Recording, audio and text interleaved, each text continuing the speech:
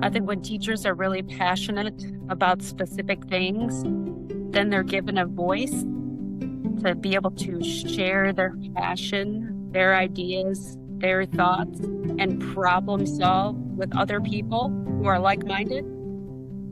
I think you'll see a complete shift in what we're able to provide as far as learning goes for every student that comes to our district. And I think empowering staff and giving them a voice is literally the most important thing you can do.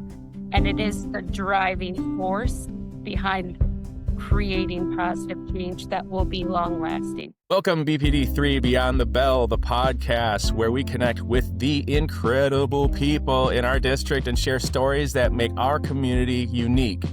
Today, I'm going to introduce to you the most requested guest by all of our listeners now that we're running into many episodes of BPD3 Beyond the Bell. I'm sure many of you already that are listening probably have an idea of who this is going to be. So I'm going to encourage you to turn up the volume, put on your seatbelts if you're in the car, grab yourself a snack and a drink, and get ready for a real holiday barn burner. Ladies and gentlemen, it is the one, the only, our leader of Beach Park District 3, need I say more, Dr. Denise Wilcox. What is up, Dr. Wilcox? Not much. Just living my best life the last day before winter break. The last day, we did it. You're on the cusp of some relaxation. We'll get there. We have an admin retreat before relaxation on Monday, but then we'll be there. Well, it's really great to have you as a guest on our show. People have been asking, why hasn't Dr. Wilcox done the show yet? And the reality is, and what people don't know, is that you and I have already actually shot a nice episode in a different platform that we're waiting to drop in January, and everyone's going to totally love it. So we'll put some teaser trailers out there. People are going to dig it. But I agreed with them. I just thought, yeah, we're going into a break. It's been what some people consider halfway through the school year. It's not, we're not quite there yet. But the reality is you're the leader and people want to hear from you. And I know you've got a lot to say. So as we roll into the holiday season, I hope the listeners are super excited to hear what you got going on and the few things that you're going to kind of share with us. And then we'll get into some small talk and we'll bid everybody a good holiday break. I hope it makes sense why you and I are dressed the way we are today then. Yeah. So if you're not watching this on YouTube and you're in the car, listening to it on Spotify or Amazon or Apple, we had dress head to toe for the holiday. So what are you donning? What apparel are you donning today? I have a poinsettia headband on, and the headband itself is like a candy cane. And light earrings on, because, who doesn't love a good light bulb for the holidays? And then I have a blinking candy cane necklace on. And then I'm wearing my new favorite thing, which is overalls, but they're holiday overalls with candy canes, poinsettias, presents, and holly. You look great. And I have Hello Kitty holiday socks on. Of course you do. All right. And for the audience, I have a nice sock hat on that if I move my hand across it, I can turn it to naughty and then I can move it back to nice. I like to keep it on nice. I have a soft pug sweater on, holiday sweater, wearing a bow tie. I have a pair of Santa shorts, and I am donning a nice pair of Santa leggings. Someone called you Holiday Rocky today, did they? Holiday Santa Rocky? Yep. I got my leggings tucked into my ho socks. So it's quite the fit. Well, you look great. And, people... We visited some buildings today, and I think the kids really love it. I think the staff really loves it. And then the staff always looks good because they're all doing their own dress for the holidays. So it's good to be a part of education in that way because everyone just accepts you for who you are and what you can only think only in education because you wear outfits like this, and it's just going to be fine. Yes, my favorite part of today was being in schools and staff immediately running up to me and saying, "It's pajama day. That's why I'm wearing pajamas." I was like, it's all good. I know. That's why. Yeah, that's true. I was there to witness that. It's just, it's pajama day. It's totally fine. Yeah, I love it. So, looking back at the first few months of the school year, what's a specific moment or a win that truly defined the Beach Park spirit for you? Favorite moment was the first day, Institute Day with staff. You know, I love a good theme for the year. I really believe in it. I think it sets the tone for everything we're going to do. And this year's theme, Spark Curiosity, Ignite Core Memories, was my absolute favorite theme because it's based on Inside Out and all of our feelings.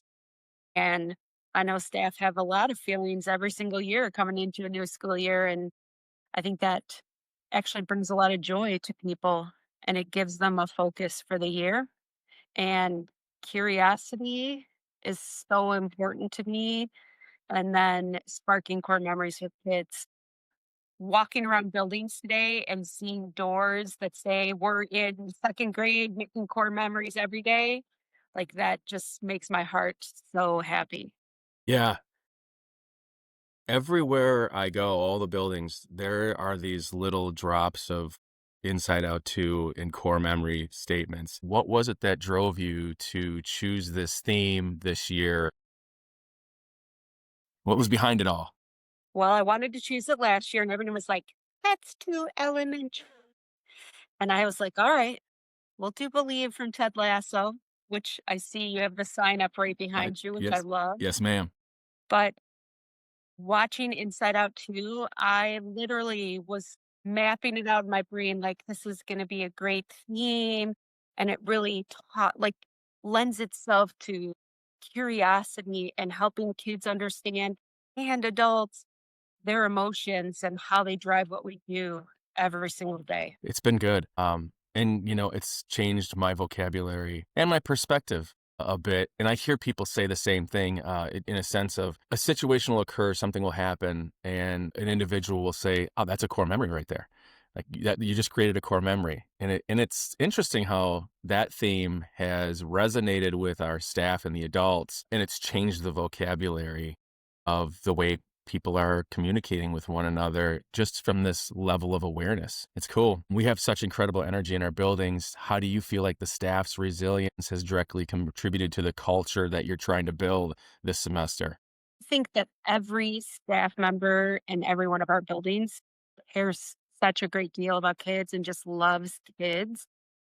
And I think the idea of sparking curiosity to create core learning memories is something that everybody wants to be able to do in their classroom. And I think it just leads to excitement in teaching as well as learning and just growing from that with kids because I I love watching our kids get excited about learning and then, if you say anything about it being a core memory or it's related to Inside Out, kids get that and they can make connections. And that is what we're going for is can they make connections across learning? And I think that adds to culture. If people feel like I'm seen, I'm heard, my emotions, are looked at, listened to, they feel supported, safe, and able to do their best work. What year is this in your leadership for our district? This is year 4. Year four. Do you feel there's a higher energy level? Are you seeing or feeling anything different? Yeah, I definitely feel like we're very connected. I feel like people will come to us if they have a question, a concern. I feel like we have a great working relationship with the unions in our district, which wasn't always the case previously. And I think that has attributed greatly to the overall climate and culture in the district. And I also think this year with our board goals being really about appreciating what staff are doing, recognizing kids, staff, parents, everyone for the work they do, that it's really bringing us closer together and really showing we want to partner with everyone in the best interests of our kids' learning. I heard you just mention the presence, more presence of people, and that reminds me of the most recent couple of Board of Education meetings. You've started these positive descriptive praises, and the board meetings are transitioning into celebrating our staff. And I have noticed if you're in the board meeting or you're watching the board meeting, there's so many people there right now. And what drove you to recalibrate that piece?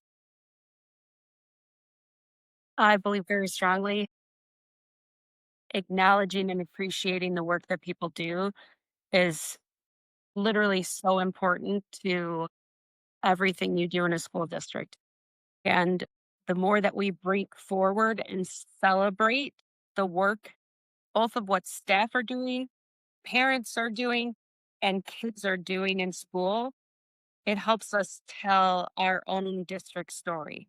And that was really my goal in working with the board, was to get them to, you have to help us through acknowledging staff efforts to tell our district story. Yeah, if our audience hasn't seen the last couple of board meetings, it's been very powerful as I sit in the meeting with the rest of my peers. What we're seeing is in the audience, there are staff members and there are families that are being recognized. But what's been really cool to me, one, we've had more people attend the last two board meetings than I can historically remember. So that's powerful. But it's not just the people being recognized at the board meeting that are attending. Coworkers, friends, the peers across the hall, co-teachers are coming to celebrate the people who are being recognized. And I don't know if that's an inadvertent positive consequence to this, but I think what's so great about it is it's the culture of our district fosters this feeling amongst the people who work together to say, I know you're going to be recognized for something tonight, and we think that's really great. We're also going to be there. Grade level teams, paraprofessionals coming to support their teachers, the opposite, lead teachers coming to support paraprofessionals, just peers, cross-building peers. And then I see these staff members, their families coming with to watch them get the recognition. So the reach is profound. You don't have just the recognized staff member walking in. You've got the recognized staff member bringing their family with them. They're getting to see more and learn more about the district. You've got their co-teachers, their teammates coming with them that they work with across the hall or across team meetings. And then you've got families who are being recognized. It's just been really great. Yeah, I think at the last board meeting, we recognized a pair of parents who are the PTO presidents here at Kenneth Murphy. And then I personally recognized a parent that I had spent a lot of time working with this year. And the sheer number of staff members that showed up just for the parents that are the PTO presidents at KM, Yeah. that was amazing because they wanted to be there to celebrate them because of all the work that they do. And Yeah. that's really what this is about, is let's celebrate the people who work their butts off for our kids, because in the end, they make all the difference. It's so great. You're doing an amazing job with that. Just being around in the district for this long and seeing the turnout. And I think that that's going to become infectious too. You're going to get more recognitions. You're going to find more people interested in being a part of that. And you're going to find far more people just coming to attend. So we're on the precipice of our winter break. When we return from winter break, what's the primary initiative that you're most excited about see come to life? Well, this one's been inside my brain for a really long time. And if our director of teaching and learning could tell it, she would tell you, Dr. Wilcox has a plan, but it's not on paper. It's all up in her brain. So, to reimagine learning for a really long time.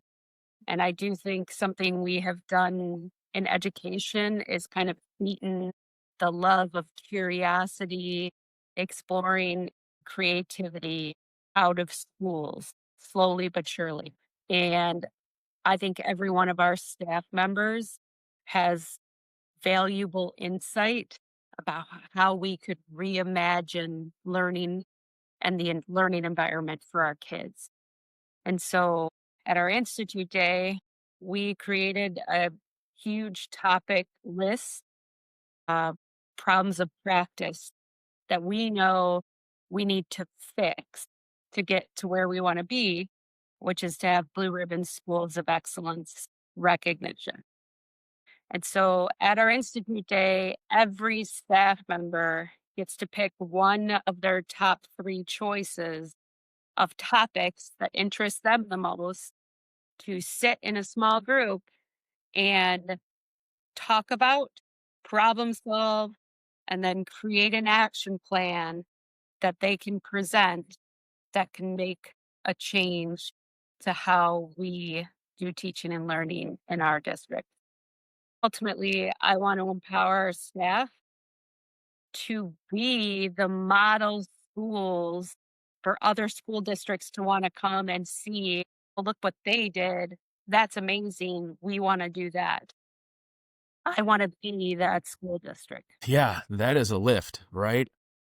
In processing that, how do you feel like this upcoming initiative in its design is going to support the teachers and our staff, but even more importantly, that in terms of like their professional growth, obviously there's a very important piece there of their involvement in the evolution of change. And then how do you feel that's going to impact overall at the end the students?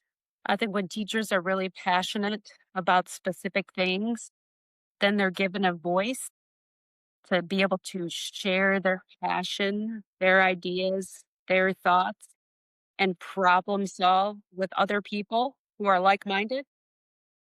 I think you'll see a complete shift in what we're able to provide as far as learning goes for every student that comes to our district. And I think empowering staff and giving them a voice is literally the most important thing you can do. And it is the driving force behind creating positive change that will be long lasting. Wonderful. To go back a step, I heard you say that you feel as though creativity has slowly been filtered out of the classroom. What do you think has contributed to that? It's going to be very unpopular. Accountability is killing curiosity and creativity. And I want to preface this by saying accountability is necessary, but it has stopped the flow of creating classrooms where learning is curious, creative, explorative uh, experience. And it's more, we have to do ELA for 120 minutes. And so here's what we're going to do. And we're going to break that up into whole group instruction, small group instruction. Oh, we have 90 minutes for half. We don't have any more than 90 minutes. Small group, whole group. Okay. I have to teach science. I have to teach social studies. And we forget that just allowing open ended opportunities for kids to be curious and to explore what they're passionate about really actually enhances learning over time. But because we've made learning such a regimented, time constricted experience, it slowly has killed creativity and curiosity. And I can pinpoint it. So think about your little 5-year olds who come to kindergarten. They're so excited to come to school. Anybody they meet, they're like, "Let me show you what I'm doing. Let me tell you about this book the teacher just read to me. Let me show you what I made with my Play-Doh." And every year that gets a little bit less of excitement because they're learning how to play school. And we don't expound on that love of learning and that curiosity. We slowly take it away from them as they go up grade level by grade level. And I want to bring that back to, let's really hone in on that. I am curious. I love to learn. And what can we do grade level by grade level to make sure that that's part of the everyday for every student? And so the intent of our Institute Day when we return, is it safe to say that it's that philosophy, it's that intent that's going to drive the work that we do on our return? Absolutely. Okay. We're also going to do a little bit of using AI and learning how to use AI to make our jobs easier. Okay. Man, that's very exciting to hear. And I can see where that may be unpopular because as a teacher, it's all about I've got to teach this, I've got to get this done today, and I only have so much time to do it. And I think you hit the nail on the head with regard to our teachers just feel like they've got so much to get done and they want to be creative, but they don't have the time for it. So Yep. this is very exciting. And you're cracking a thick shell with that. I'm super proud of you. I mean, that is that. The only way we can find out if this doesn't work is if we don't try, right? And so the fact that you're courageous enough as a superintendent to sit back and go, hey, let's think outside the box, you guys. Let's get everybody together into segments of what their passion is. Let's do some thinking that's abnormal to what the construct of education is and see where we land with that. It's great. Thank you for being that leader and allowing our staff to be a part of something that's, I think, super courageous and could be a game changer. No matter what it is, it's going to be successful. Whether we find out whether it's possible or not, it's definitely going to spread. And I think that's going to be something other superintendents look at and go, did you see what Beach Park did? Did you hear what they were doing over there? How do we make that happen over here? And how do we get that ball rolling? And So, that's what I want. yeah, And that's about telling our own story. yeah, that's awesome. If there's one thing you want every staff member to keep in mind as they recharge over the break, what would it be? Well, I sent out a communication about this very thing this morning. And, everybody, the cliche thing to say is go rest, relax, spend time with family and friends. But some people find rest and relaxation by just sitting in silence alone. So I want people to do whatever brings their heart joy and helps them be able to reflect, recharge, rest, and come back rejuvenated to give our kids their absolute best. Yeah. I want the same thing. Thank you. I'm thinking everybody else that's listening wants also wants also the same thing. It's good to be mindful of it. Have you seen the relationships within our community in Beach Park strengthen throughout the first half of the year? Oh, I definitely think so. I think you hit the nail on the head watching the last couple of board meetings and the number of people just showing up so that they can hear about someone being recognized is changing the way we operate as a district and what the community thinks about our district. We spend a great deal of time working with kids, but we also want to send the message to everyone out in the community like, we're doing great things. We have great people who are doing great things. And collectively, we're all working on behalf of the community. And you should want to be a part of that. Yeah, for sure. I would be remiss not to bring up some things that you've been doing to connect with the community in Beach Park. And I think one of the things that I get to hear you discuss with people is this time that you're spending in every building called Dishing with Dr. D. And I'm hoping that there are more listeners than staff members, listening to this podcast as it grows. We're going to continue to grow the community. And when I say community, I'm talking about our students, the community that surrounds themselves with our staff who aren't in our district, but then our parents, right? What is Dishing with Dr. D? Yes. So when I go to have lunch in the buildings, I do it during the staff lunch period. So I'm there for 2 to 3 hours in one building for the day. I set myself up in the staff lounge. I send an email the day before reminding them that I'll be in their building.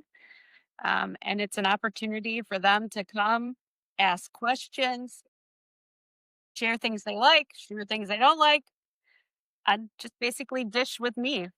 And the first school I went to this year was Oak Crest, and it was amazing because I sent an email the day before, and one of the teachers responded and said, I can't wait for dishing with Dr. D because I have a list to dish with you. And she sure did. She spoke on behalf of the whole building and she just asked a whole bunch of questions. But that's what I want it to be. I don't want people to just make assumptions or spread rumors or be upset about something they don't necessarily know anything about. I want them to ask me, come and ask me. I'll be happy to have the conversation with you. And a lot of people have asked me questions. They brought up something like, hey, I think this could be improved, or have you ever thought about this? And I have a little notebook that I take with me and I write down what people say or tell me. And then I've tried to implement some of the things that people have suggested or had ideas about.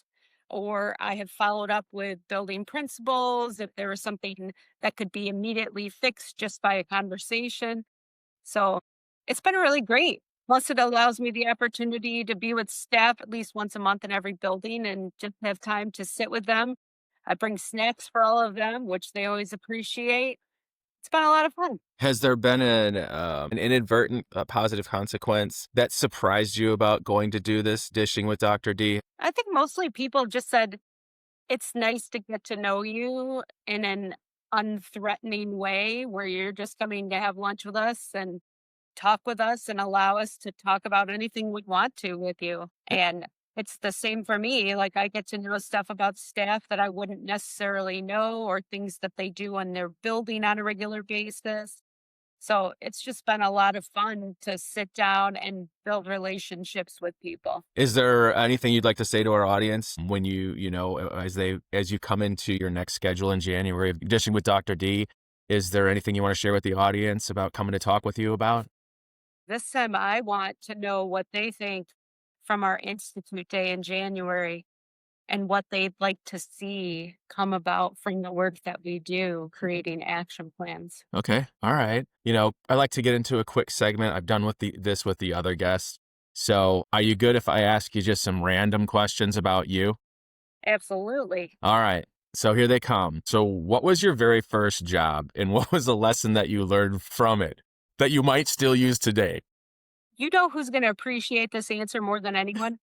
Your wife, Mr. Cappozzo. Okay.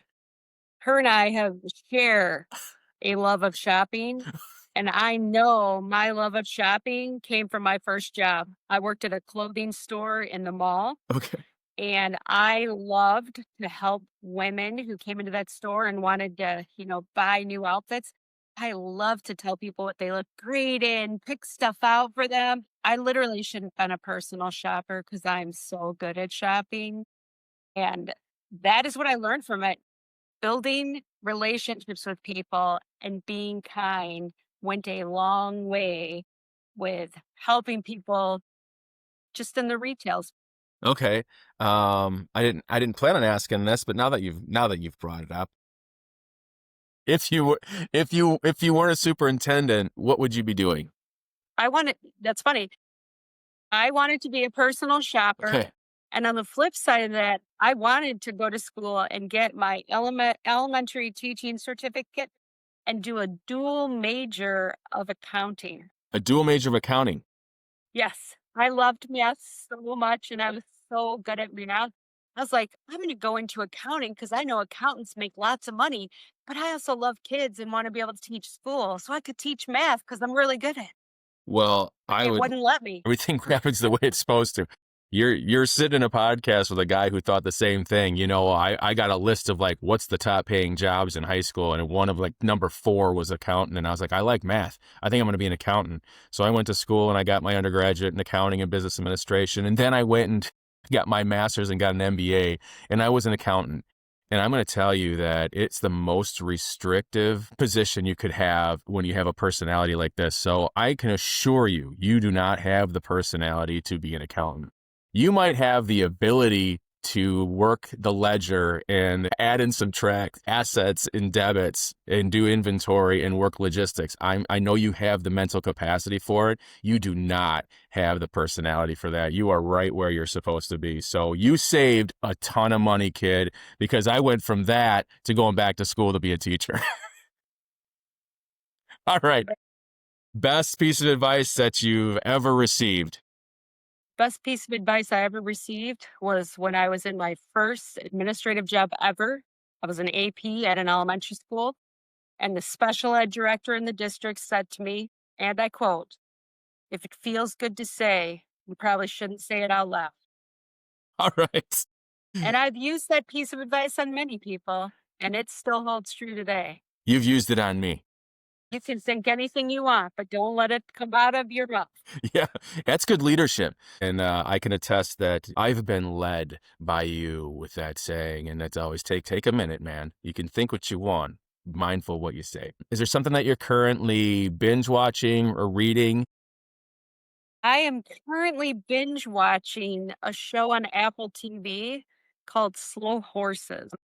Right. My sister is the person who recommended to me that I watched Ted Lasso long ago, and I didn't listen to her for the longest time and really regretted it because Ted Lasso is by far my most favorite show ever of all time. And this is a second recommendation from her of you won't be sorry if you watch Slow Horses. It's good. It's a little different. It's a good show, just not as good as Ted Lasso. What do you like to do to decompress when you're not at work?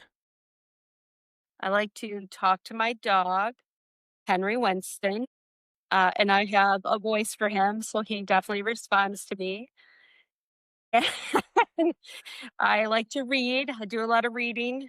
And if I really just want to shut my brain off, I play video games on my phone like a child. Perfect. That's going to resonate with every single listener. You're in good company. I promise you. I was thinking like, what's a childhood memory that you had that's just great? Going back to a kid and it's like this one thing that it just, man, those were the days. So, those of you that don't know, I grew up in Southwest Michigan and we got all your lake effect snow. And so we would get feet of snow. And where I lived, there is a huge field between my parents' house and my next door neighbor's house, who I grew up with and was my best friend. We could literally dig tunnels under the snow between our houses and crawl through the tunnels of snow back and forth because the snow was that deep. That is awesome. And it was awesome. That is so awesome. If you could take the entire district on a field trip, not the kids, let's just go with the adults, that would be meaningful to you, where would you take us and why? It doesn't have to be in Illinois, right? It could be anywhere. Where would you be taking us? Take us somewhere. Where do you want to take us? One of my most favorite places on earth, and I know that you're a camper, you and your wife like to camp. My mother, without my father, because my father didn't like to camp, every summer she would take us to a place called Penwater, Michigan, which is on the opposite side of Lake Michigan. It's a little beach town. I would take all of you there. It is literally the most peaceful, fun, most wonderful place on earth. And when there's whenever you have to give a new password for something, they'll say, "What's your favorite place to visit?" And water is always my password for that. It's your secret question. It's all right. All right, that's the first step, everybody. All right, I wanna do a quick fire round. You like coffee or tea? Coffee. You're a morning bird or a night owl? Okay, well, yeah, that is true. What's your go-to karaoke song? What are you singing in the car?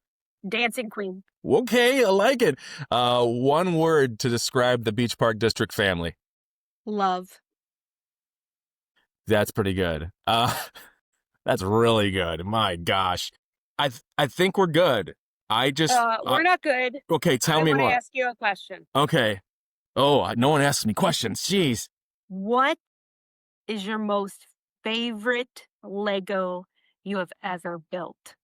Oh, Because man. if you notice, above your head, you got 75,000 Legos. Yeah, I do love Legos. What people probably don't know, I guarantee they don't know about me. My wife likes Legos way more than I do.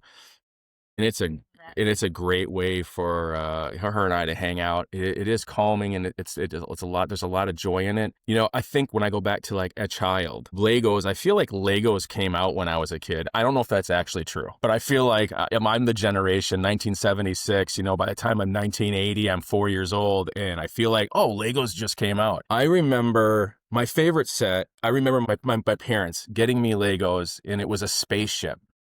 And I was like, what are these? These are amazing. And I opened it up. It was a big box of spaceship, old 1980 Legos, and I couldn't do it. It was like the challenge. It was so difficult. It didn't make sense to me. I was like, how can you not be putting this together? I'm so excited. I'm trying to put it together without the instructions because I'm looking at the picture and like, I can do this.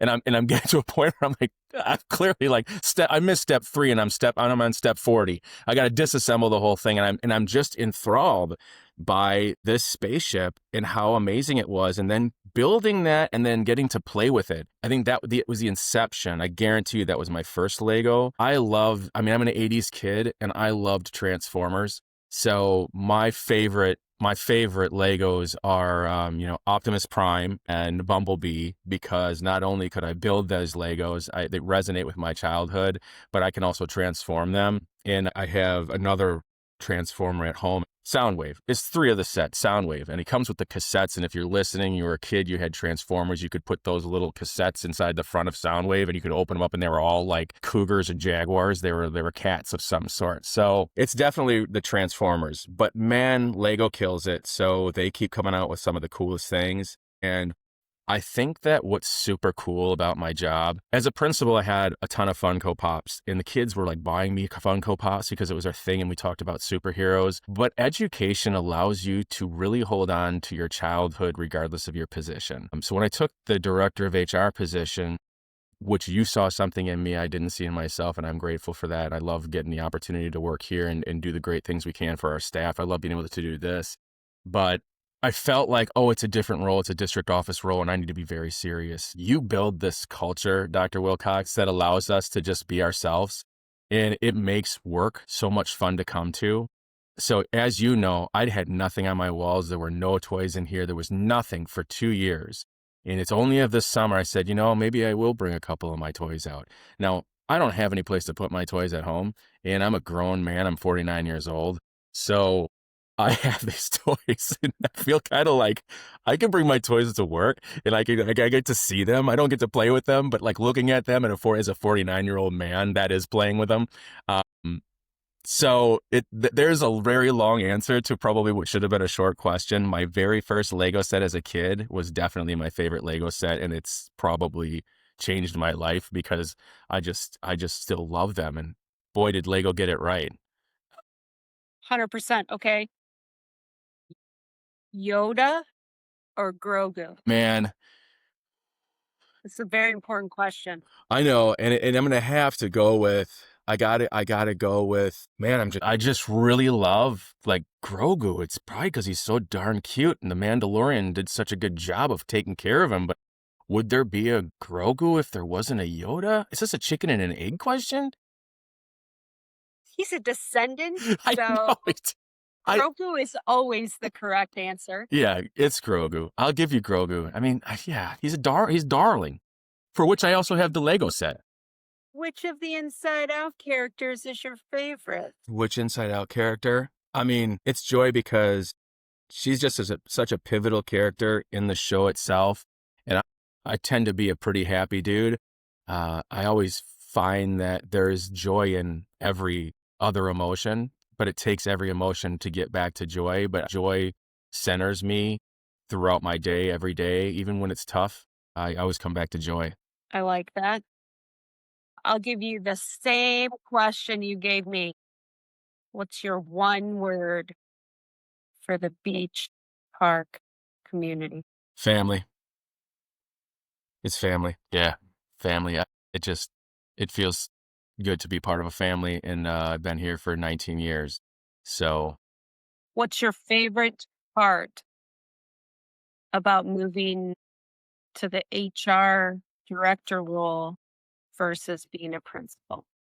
best part about being the director of HR in the district is having an opportunity to have the same impact I wanted to have as an administrator on one building of staff members to spread that through the entire district. And I always wanted to be the leader that I always wanted to have. And I'm working hard every day to fulfill that. I think it's definitely being able to work in a capacity to broaden my reach and build something great and love our teachers, love our people, and be able to do that with the staff and you as a superintendent, along with the rest of the directors in the district office. We just have amazing people here. And I remember being in a classroom, becoming a teacher, wanting to make change, and realizing you, no matter how many committees you're on, you have to grow more. In order to make systemic change, you have to be a leader. And when you move into a principalship or an assistant principalship, you start to get your feet wet in what it's going to look like to build change. And you also realize what it's like to lead with people, and you never lead alone. In this position, I was so grateful to have the opportunity to Kenneth Murphy. So shout out to the KM for embracing me and allowing me to lead and cut my teeth as an administrator there. But that building never ran because of me as the principal. We ran it together. And you have the mindset as a superintendent that is very similar to my mindset of I don't want to work in a place where it's top down. I want to work in a place where the door is open and we all get to lead and learn from one another. This job's done that for me. I think we do a really good job of complementing each other leadership wise. What's your biggest pet peeve about me? Oh, publicly? My biggest pet peeve about Dr. Wilcox, and this is testament to being able to just be honest. I know that my biggest pet peeve with you is your reactive nature. You are a problem solver and a go-getter. And when a problem arises, it is within seconds, you've got resolution. And so, and I'm not saying your resolution is wrong. I'm not. What I've learned to do in this position is to navigate that response with you, to make sure we've thought about all the other possible options. And in full disclosure for the audience, there is a high success rate on your initial reaction. I mean, it is usually always right. So that's not me blowing smoke, but I get like, hang on a second, have we thought about everything? Like, let's just think this through. And once I get through that, it's I like, okay, yeah, so that response was right. But I've slowed way down for that because a piece of advice you gave is you got to let everybody else catch up with you. Yeah. You've already thought it through, Yep. but you haven't let anyone else think it through. Yep. You got to let them all catch up to you. Yeah. And you have, no one ever asks what it's like to work with you. Now that I'm thinking about it, and I think they don't ask because they all know what it's like to work with you. You do like a really great job of, it doesn't matter the position in the district. It's hard to get away from the title. No matter you or I, any director, even principals, like it's really hard to get away from the title because people don't have an inherent anxiety because you're the boss. Man, your door is open, and I think people don't ask what it's like because you're an open book and you're no different in the hallways of the school or during dishing with Dr. D than you are in a leadership meeting with the door closed. And that's a compliment to you, but it's a gift to everyone in our district, myself included. Yeah. Thanks for letting me tell you what my pet peeve was. I love that. I love people to tell me. I try to fix it always. I'm always problem solving. For our audience, I think it's really important that they understand that she could ask you that question and you really could give her your answer. It's going to be it'll be totally fine. I love you for that. Oh, that's really good. You got any more questions for me? No, I just love that you wanted me to do this and you're always pushing me to do more videos. And I love that. Yeah, we're going to make this a regular thing.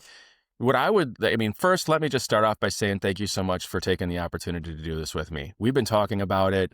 People have been talking to me about it. I've been doing this and we've been trying to find the right time. And as I alluded earlier, we have a full episode that'll drop in January. But I would really love for people to just, grow this channel. What this is all about is really connecting with the people in our district. This whole podcast was created because I thought, man, wouldn't it be great to get in the car and just learn something about somebody we don't know? Well, you're the best person to do that with. I think people are really going to just love this. We'll probably get a ton of likes, subscribes, and people are going to listen to this over and over again. But your support has been great in that. And I think that as it grows, we're going to find more time that you and I get to sit. And I think this is going to be a platform where you get to share things with the people that you lead in our district and you lead with and that you serve. So you're going to clearly be this guest that continues to arise, and you and I are going to figure that out. I love that. Yeah. So on that note, thank you so much for taking the time with me. You are absolutely wonderful. I hope that every listener is like, wow, that was awesome. Like, I can't wait to see Dr. D dish with her when she comes to my building. Can I share something that you get to hear it here first? 100%. We are getting a foundation off the ground in this district, and our kickoff event is going to be January 29th, 2026 at the Shanty from 4 to 9 p.m.